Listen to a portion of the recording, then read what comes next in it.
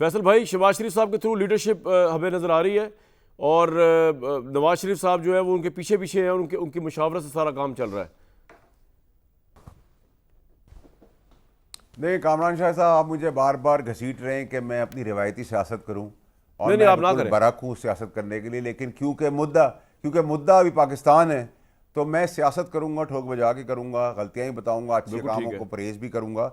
लेकिन अभी मेरे ख्याल से टाइम है कि हम पॉइंट करें। और देखिए, जहाँ तक शहबाज शरीफ साहब की बात है, मैं उनको ये क्रेडिट ज़रूर दूंगा कि जो फ़ौज की प्लानिंग है सिपह सालार की, उसके साथ वो हर्डल्स नहीं बना रहे बल्कि उसको एंडोर्स करते चले जा रहे हैं, और यही उनके लिए भी बेहतर है, मुल्क के लिए भी बेहतर है, मेरे आपके लिए भी बेहतर है। सही है। और जो आबिद शेरली साहब या भट्टी साहब या आप जो यूनिटी दिखा रहे हैं, ये आज वक्त की ज़रूरत है कि हम पाकिस्तानी अपने सारे अग्रीमेंट टू डिसएग्रीमेंट, सियासी मुखालफत छोड़कर अब इस मुद्दे पे खड़े हो जाए। इस मुद्दे के बाद पूरी जिंदगी पड़ी सर सियासत। और फैसल भाई, आपको लगता है कि मुल्क में एक जो कहा जा रहा है कि एक पॉलिटिकल स्टेबिलिटी होना इस वक्त की बड़ी ज़रूरत है, तमाम पार्टी से इकट्ठे होना बड़ा ज़रूरी है, लेकिन एक पार्टी समझती है कि उसको उसमें एलिनेट कर दिया गया या अलग कर दिया गया है, जो वजूहात भी हों, चाहे उनके जो भी मामलात हो, आप उसको किस तरह देखते हैं कि इस वक्त की ज़रूरत है कि सबको इकट्ठा कर लिया जाए, जिसमें तहरीक इंसाफ भी शामिल है? आप समझते हैं कि नहीं, वो सेपरेट मामला है, बाकी सब मामला ठीक चल रहा है?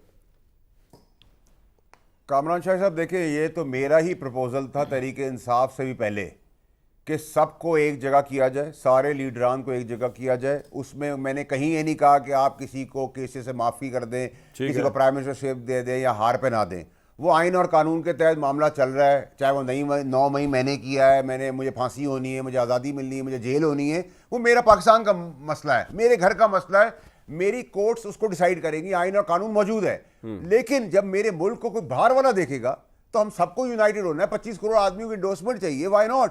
सबको इकट्ठा करें। ये स्टेट्समैन का काम है, ये प्राइम मिनिस्टर के लिए आज इंपॉर्टेंट काम है, लीडरशिप का काम है, आउट ऑफ द बॉक्स आने का है, और ये पॉलिटिकल फैसला है, ये इंस्टीट्यूशनल फैसला नहीं है। आप फोन के जरिए बुला लें, आप वीडियो लिंक के जरिए बुला लें, आप किसी आदमी को भेज के उसको इंडोर्स करके बुला लें, यकजहती पैदा करें ताकि इंटरनेशनल वर्ल्ड को हम एक पूरा यूनिटी और इंपैक्ट और कंसेंसस के साथ हिट और हैमर करें और अपना मौका बयान करें। ठीक है, प्राइम मिनिस्टर को खिताब करना चाहिए कौम से। भट्टी साहब, इस मौके पे अभी आपने सुन लिया, प्राइम मिनिस्टर नवाज शरीफ साहब के विजन को फॉलो कर रहे हैं। चीफ अगर कर दे तो ज्यादा अच्छा हो जाता है। चीफ खिताब कर दे, चीफ कर दे तो बहुत ही मजा आ जाए। अच्छा, हाँ जी, भट्टी साहब वो कह रहे चीफ खिताब कर दे, मैं कह रहा था प्राइम मिनिस्टर भी खिताब कर सकते हैं। चलो चीफ तो करें, तो वो तो फिर हिंदुस्तान में और एक नहीं कर दें, वो भी प्राइम मिनिस्टर तो कर दें, लेकिन चीफ जरा हमें बता सकेंगे ना सिक्योरिटी प्लान हर चीज ताकि हिंदुस्तान की मजीद हालात खराब हो। ये ओवरसीज कन्वेंशन में बताया था। हाँ बिल्कुल सही। हाँ, ताकि वो मजीद बॉम्बिंग अपने ही सिविलियन में घबराहट में कर दे। बिल्कुल जी। भट्टी साहब,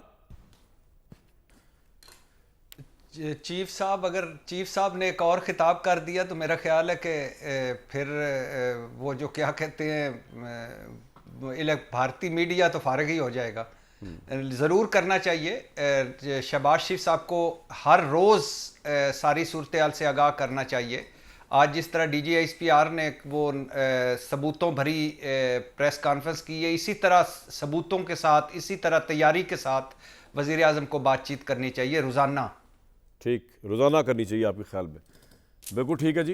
हिंदुस्तान के दिफाई तजियाकार पाकिस्तान और भारत के हमले के मुतालिक बड़ी इंटरेस्टिंग गुफ्तगू की उन्होंने, सुनवाएं ज़रा।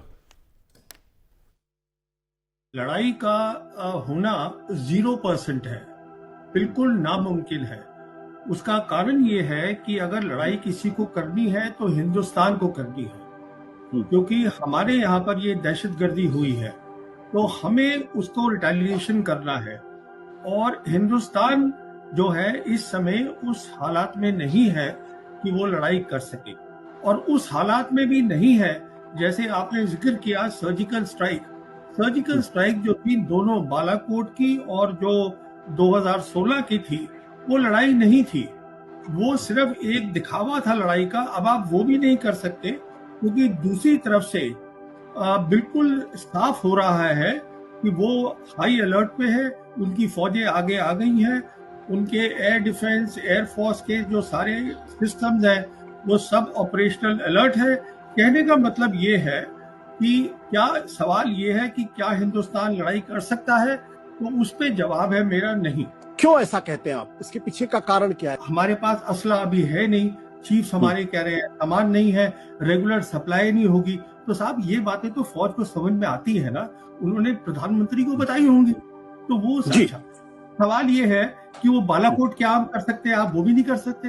वो एक ही बार होता है, दूसरी बार होता है। बड़ा इंटरेस्टिंग एनालिसिस है हिंदुस्तान का। जो रैम्पेश मीडिया है या वॉर मॉन्गर मीडिया वो अपनी जगह पर, लेकिन ये जो परवीन साहब हैं जो फरमा रहे थे, डिफेंस एनालिस्ट हैं जो स्ट्रेटजी को समझते हैं, वो बड़ी इंटरेस्टिंग बात इसमें बता रहे हैं कि हिंदुस्तान तैयार ही नहीं है, जबकि पाकिस्तान की तैयारी उन्होंने आपको बता दी।